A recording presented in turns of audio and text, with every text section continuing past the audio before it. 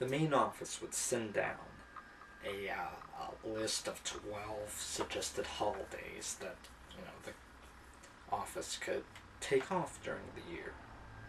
And it was addressed to all staff, and, here's a list of 12, suggested holidays, and it would always be pinned on the back wall of my cubicle. Well, I didn't really have a cubicle, but, part of a cubicle in the reception area, and it was pinned there. I was there for like over 3 years.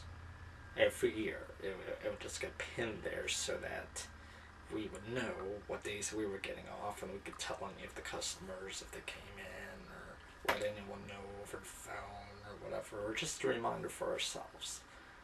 Well, one day, my boss had decided to rearrange the reception area, and she took that notice off. Never bothered her before until that very day, apparently. You know what her problem with it was? It was addressed to all staff, and she believed that it was none of the customers' business of something that's addressed to all staff. Well, another co-worker said, well, shouldn't we have that list up? It would be handy, so the customers could know what days the office was closed.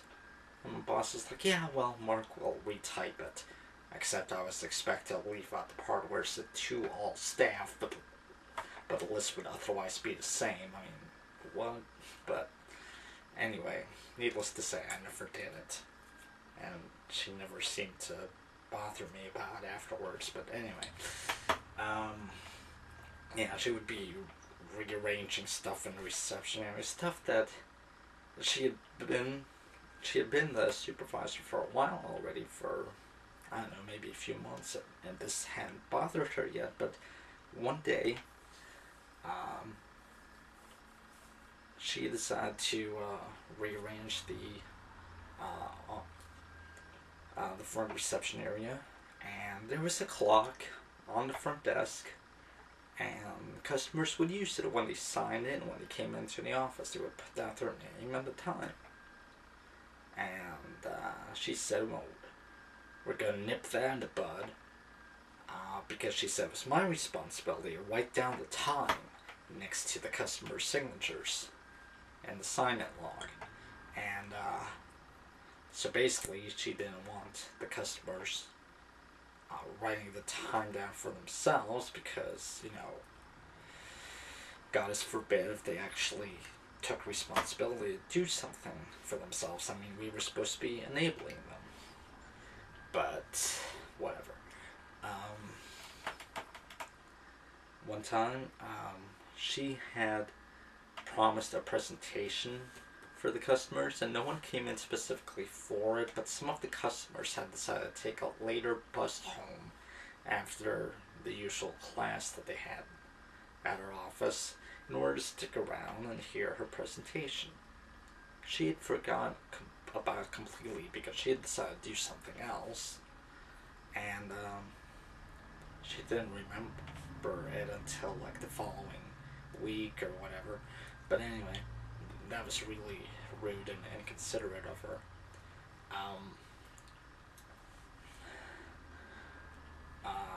She was trying to, we have to fill out, at the end of every week, a sheet with certain activities that we've done throughout the week and how long we were in for work and, stuff like that. Well, she couldn't remember her hours, and I was trying to help her remember, and another co-worker was in the office with me and her while I was trying to help her remember some information so she could fill out her sheet. She laughed it off and said, "Are you in charge of my hours now, Mark?" Well, after the weekend was over, I came back to work, and she called me into her office, and she's like, "You can close the door." I hate it when bosses phrase demands as requests. But anyway, she yelled at me, and she said, "My hours are none of your business," and stuff like, "I don't appreciate you trying to correct me regarding my hours in front of someone else, especially when the information is wrong. I was just trying to be helpful, and she yelled at me. Um, so, okay, this is the kind of boss that you're happy when she takes a day off or goes on a trip somewhere, so that you can be alone, or at least with some other people instead of having her in the building with you. She's that kind of boss, yeah. Um, and she's a self-proclaimed born again Christian, which is redundant, but anyway, and she kept talking about how she was saved and using phrases like praise the Lord and stuff, including talking about religion in front of the customers, which you weren't supposed to do. And she would have like a prayer and a picture frame and sitting on her office desk and stuff like that. It was, I felt uncomfortable about, her preaching and stuff like that. And there was a lot of gossip going on in the office. Not just her, but a whole bunch of other people too, and I was pretty much the only one that stayed out of it. But basically, any two co-workers would talk about another one when they weren't there. Including talking over the phone with the coworker at home about someone else. It got out of control. And it got so bad that even the main boss from the main office had to come down to our office on his day off and have this big meeting with us. And he basically said that there was nothing in the company policy that said that particular office had to stay open, and if the gossiping and stuff didn't stop, they could shut it down. It's still open to this day, and my supervisor is still there. I don't know how she managed to stay there all this time, but yeah, it wasn't a very pleasant place to work at, and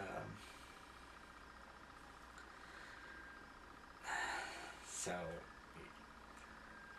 yeah, I'm not recalling any more particular incidents at this time, but like I said, I'll eventually write an essay sometime in 2008, and you can look for it. And that's all I have to say now. Thank you for watching.